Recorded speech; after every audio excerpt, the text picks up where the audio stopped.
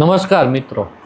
તો આજે આપણે જે ટોપિકની વાત કરવાના છીએ તે છે ખાભા ફોર્ટ, ભૂતિયા મહેલ. આજે પણ લોકો ત્યાં જતા ડરે છે.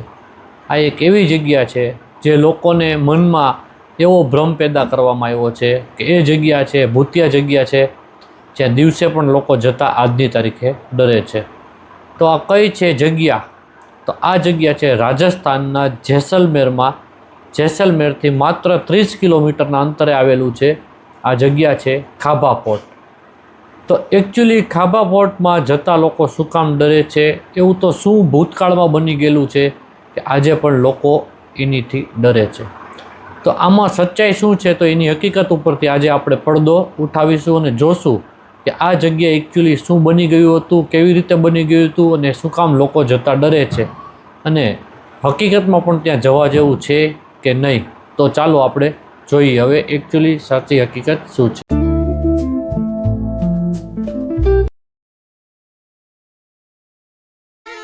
તો મિત્રો હવે આપણે અંદર એન્ટર કરીએ ખાભા ફોર્ટમાં.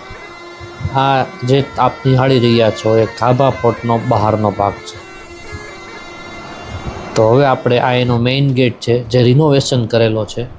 તો અંદર આપણે ખાભા ફોર્ટને નિહાળીએ તો સૌથી પહેલાં આપની સામે જે નજરે પડે છે તે 800થી 1000 વર્ષ પહેલાં ખાભા ફોર્ટમાં મેઇન માર્કેટિંગ યાર્ડ હતી, જે ભારતમાં સિલ્ક રૂટ તરીકે ઓળખાતો હતો.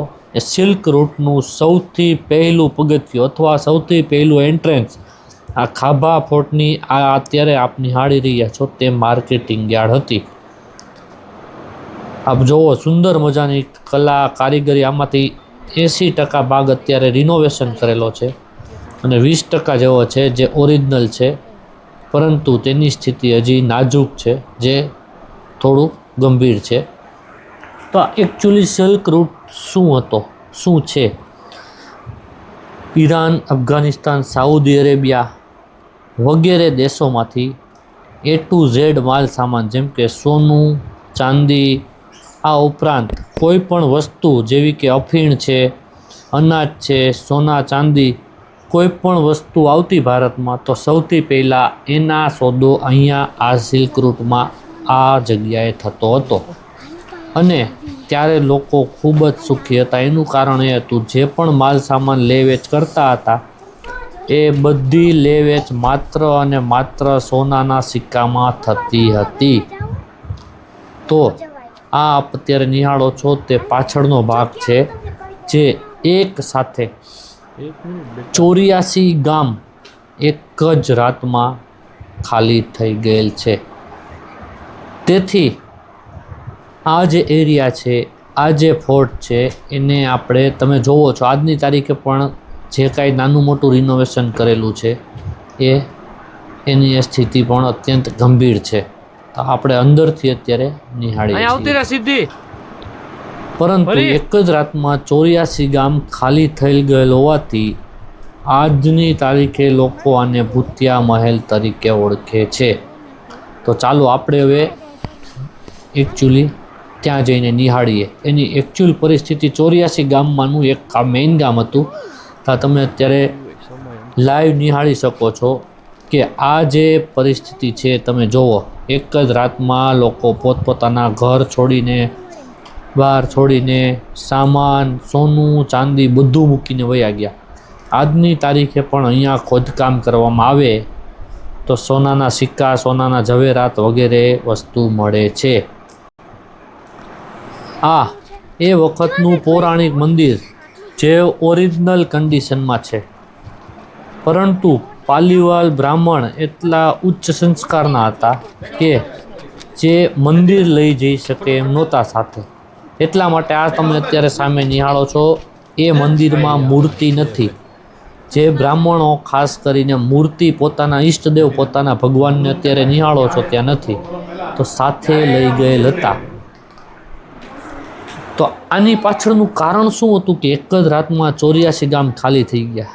તો મિત્રો એની પાછળનું મુખ્ય કારણ હતું જેસલમેરના મહારાજાના દીવાન હતા, જેમનું નામ હતું સાલમ સિંહ. સાલમસિંહને પાલીવાલ બ્રાહ્મણની એક દીકરી પસંદ આવી ગઈ, એટલે સાલમસિંહે પ્રસ્તાવ મૂક્યો ગામ સામે કે આ દીકરી સાથે મારે લગ્ન કરવા છે.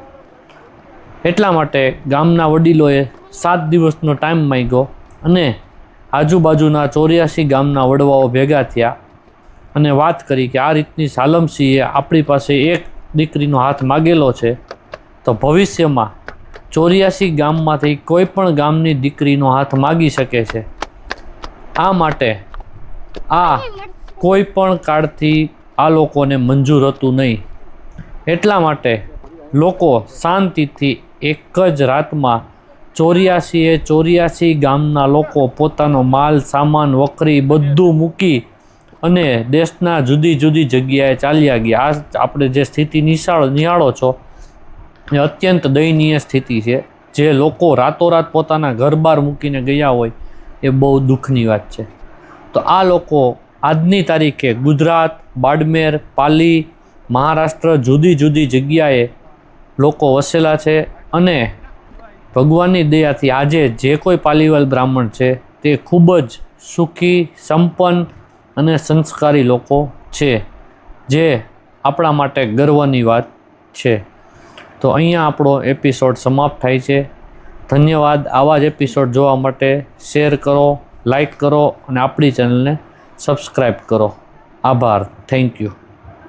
તો મિત્રો, મારી તમને 1-2 હાથ જોડીને ખાસ નમ્ર વિનંતી છે, જ્યારે પણ આપ જાઓ જેસલમેર અથવા રાજસ્થાનની ટૂર ઉપર જાઓ, જોધપુર, જેસલમેર, તો આ પ્લેસ આપ જોવાનું ચૂકશો નહીં.